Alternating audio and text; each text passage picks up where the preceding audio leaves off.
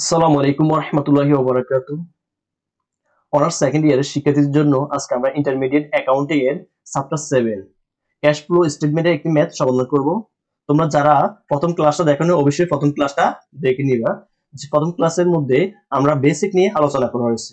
তো তোমরা যদি বেসিক না জানো তোমরা ম্যাথগুলো সমাধান করতে পারবে না। অবশ্যই প্রথম ক্লাসটা দেখতে হবে। তোমরা প্রথম ক্লাসটা দেখে নিবা।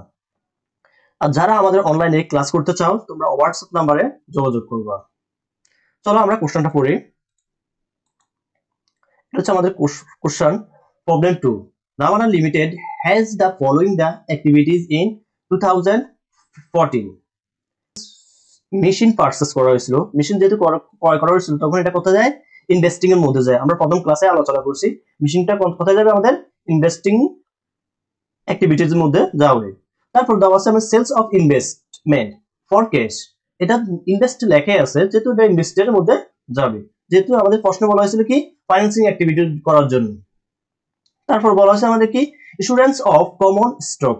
কমন স্টকের মধ্যে আমরা এটা যাবে কি ফাইন্যান্সিং অ্যাক্টিভিটির মধ্যে। তারপর কি আছে cash dividend. Cash dividend paid টাকা যেহেতু প্রদান করছে অবশ্যই ফাইন্যান্সিং অ্যাক্টিভিটির মধ্যে যাবে। তারপর দেওয়া আছে purchase of treasury stock. Purchase কি করছিল? ট্রেজারি স্টক কি করছিল? ক্রয় করা হয়েছিল, টাকা প্রদান করা হয়েছিল। এটা অবশ্যই কথায় আসবে ফাইন্যান্সিং অ্যাক্টিভিটির মধ্যে আসবে। তারপর দেওয়া আছে sales of treasury stock. Sales of treasury stock কোথায় যায়? আমরা জানি যেহেতু টাকা বিক্রি করার পর টাকা আসছে আমরা কোথায় যাবো? এটা ফাইন্যান্সিং অ্যাক্টিভিটিজ এর মধ্যে যাবে। তো আমরা লিখতে পারি আমাদের প্রশ্ন কি বলা হয়েছিল? Prepare a statement showing the cash provided the used by financing activities. Financing activity কি করার জন্য বলছে? নির্ণয় করার জন্য বলা হয়েছিল। সমাধান এখানে দেওয়া আছে বেক্সিমকো। এটা হবে কি রামানা কোম্পানি লিমিটেড ক্যাশ ফ্লোটা এখানে এর পরিবর্তে ডব্লিউ হবে স্টেটমেন্ট। তারপরে আমাদের কোশ্চেনটা দেখো, সমাধানটা দেখো। প্রথমে লিখবো আমরা কি একটা সগা টেবিল করে নিব। টেবিলের মধ্যে এখানে লিখবো কি অ্যাকাউন্টিং টাইটেলস, তারপরে টাকা। তারপর কি দেওয়া আছে দেখো cash flows from financing activities. এগুলো কয়টা আসবে? আমাদের নিচে চারটা এন্ট্রি আসবে। ইস্যুয়েন্স অফ কমন স্টক আসবে, আর আসবে কি cash provided, cash dividend paid আসবে, তারপর পারচেজ অফ ট্রেজারি স্টক আসবে, সেলস অফ ট্রেজারি স্টক আসবে। আমরা জানি টাকা আসলে কি হবে?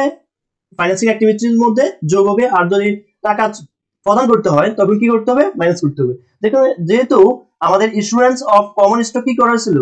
টাকা বিক্রি করার পর টাকা আসছে, কারণ আমরা এখানে যোগে বসালাম। তারপর পেমেন্ট অফ ডিভিডেন্ড, টাকা লভ্যাংশ টাকা কি করা হয়েছিল? প্রদান করা হয়েছিল, তাই আমরা বিয়োগ চিহ্ন ব্যবহার করলাম। পারচেজ অফ ট্রেজারি স্টক ক্রয় করার কারণে আমাদের টাকা চলে গেছে, এই কারণে আমরা কি করতে হবে? বিয়োগ চিহ্ন বসাতে হবে। তারপরে সেলস অফ ট্রেজারি স্টক কি করা হয়েছিল? বিক্রি করার পরে টাকা আসছে 10,000 টাকা। আমরা যদি এটা ক্যালকুলেশন করি আমাদের আসে কি প্লাস টাকা আসছে আমাদের কিসের? প্লাসের। তাই আমরা লিখতে পারি net cash provided by financing activity. আর যদি এটা মাইনাসের আসতো তখন আমরা লিখলো net cash used by financing activity. প্রিয় শিক্ষার্থীগণ, যারা অনলাইনে কোর্স করতে চাও তোমরা অবশ্যই হোয়াটসঅ্যাপ নাম্বারে যোগাযোগ করবে। আসসালামু আলাইকুম ওয়া রাহমাতুল্লাহি ওয়া বারাকাতুহু।